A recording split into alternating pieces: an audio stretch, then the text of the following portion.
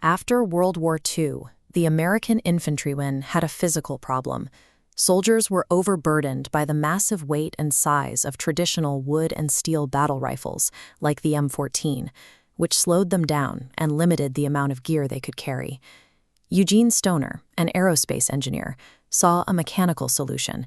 He abandoned heavy wood and forged steel, replacing them with aerospace-grade aluminum and plastic to create the ultra-lightweight AR-15.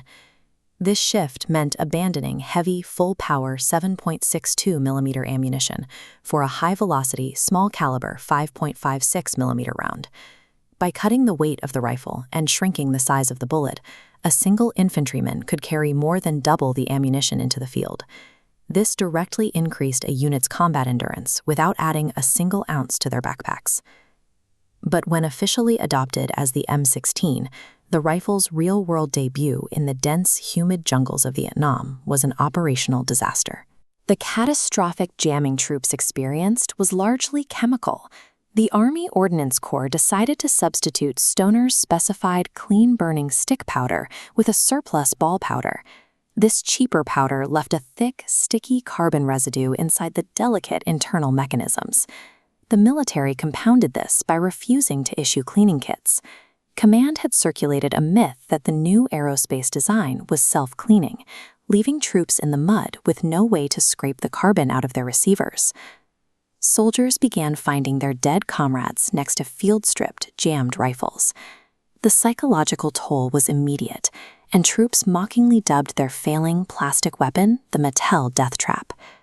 The initial failure of the M16 exposed a lethal disconnect. A flawless engineering schematic in a clean room laboratory means absolutely nothing if it cannot survive incorrect ammunition, heavy moisture, and the brutal reality of a swamp. To stop the fatalities, the military rushed the M16A1 variant to the jungle in 1967, applying highly specific emergency engineering interventions. This cross-section shows the new forward assist mechanism. If carbon buildup prevented cycling, a soldier could manually force the bolt closed. Notice the barrel's inner lining. Engineers coated these surfaces in hard chrome, creating a slick barrier against rapid corrosion and moisture. Externally, the original open three-prong flash hider easily caught on jungle vines during patrols.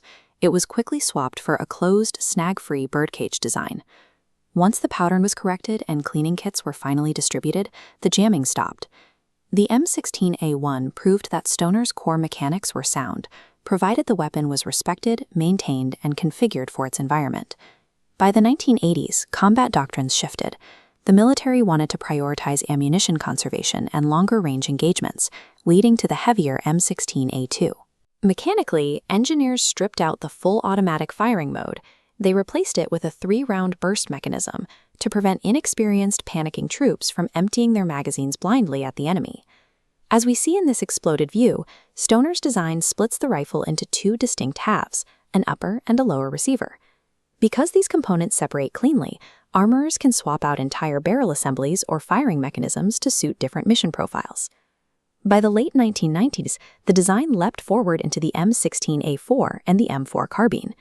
The iconic fixed carry handle was sliced off and replaced with a flat-top Picatinny rail, a standardized metal bracket used for mounting heavy accessories. This rail system adapted the rifle for modern close-quarters battle, or CQB. CQB involves high-speed, room-to-room fighting in urban environments. Instead of relying on iron sights, troops could rapidly attach red dot sights, optics, and lasers to match their specific mission. This modularity turned the M16 into a living technological framework. Rather than replacing the whole rifle as combat requirements change, armorers simply swap internal parts to keep the hardware relevant. As the platform matured, the United States exported the M16A1 worldwide to its allies during the Cold War, including large shipments to the Royal Thai Army. Initially, Thai forces used these military assistance weapons for exactly the same purpose the Americans had in Vietnam, fighting communist insurgencies deep in dense tropical terrain. But decades later, the tactical landscape shifted. A severe insurgency in Thailand's deep southern provinces required troops to patrol tight village streets and ride inside armored vehicles, exposing the 20-inch barrel of the M16 as too long and unwieldy. Instead of buying all new rifles, the Thai Army's Ordnance Department adapted. They chopped their aging M16A1 barrels down to roughly 11 inches and attached collapsible stocks, creating the highly compact Type 49 carbine. With the Type 49, the Royal Thai Army demonstrated a localized engineering capability, remanufacturing aging American stocks into tools designed specifically for the dense urban blocks of the southern provinces. That engineering capacity ultimately fueled a drive for total military self-reliance. The culmination of this effort is the NARAK 556, officially adopted by the Ministry of Defense as the MOD 963 assault rifle.